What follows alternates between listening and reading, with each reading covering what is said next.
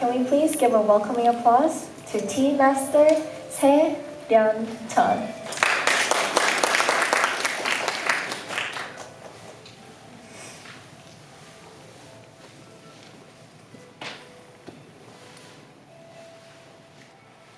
Before we begin, let us take a moment to sit up straight, close our eyes, listen to the music, and relax.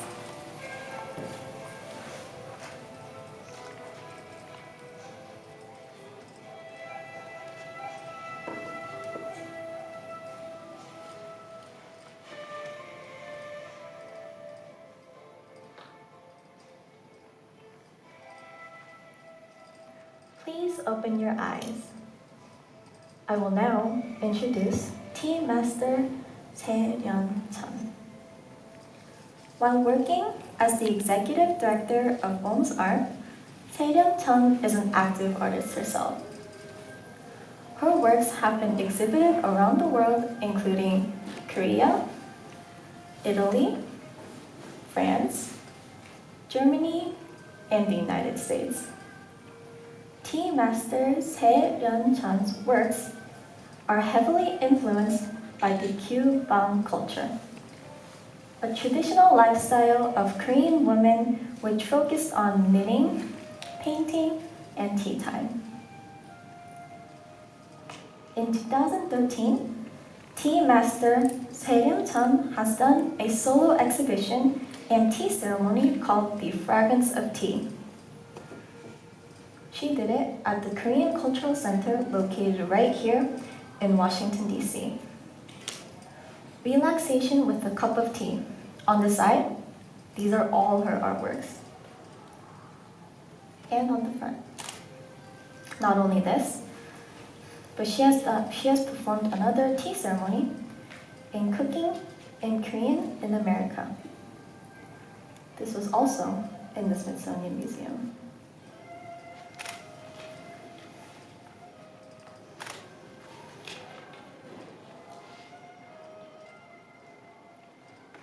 She has also performed another tea ceremony at Hammond Museum. Tea Master Se-ryun-chun has established the Korean Tea Lovers Society and was the vice president for it. She was also the very first person to open up a traditional green tea house in Old Tappan, New Jersey back in 2004.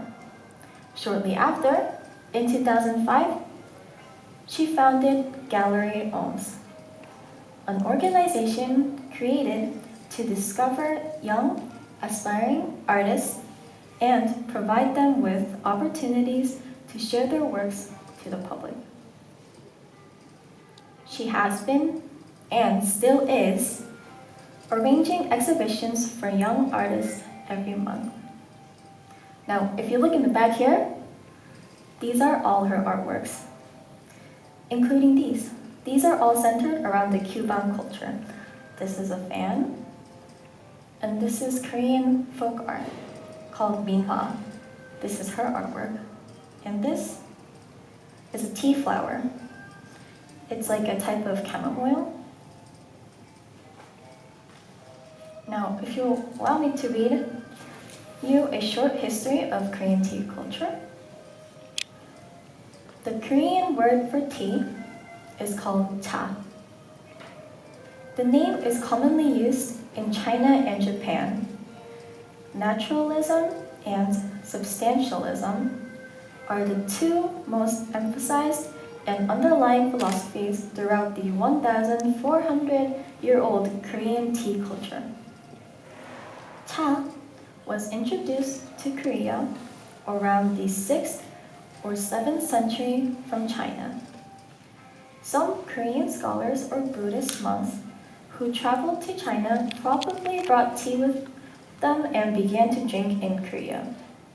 In the Goryeo dynasty, succeeding to Silla, Korean tea culture was most popularized with the rising of Buddhism as a national religion.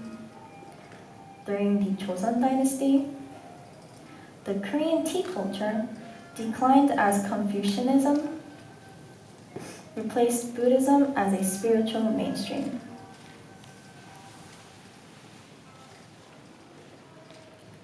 We will now start the performance we've all been waiting for. Once the performance is over, I will give you the detailed steps she took for tea brewing. And then we'll pass around the tea for everyone to drink. Enjoy.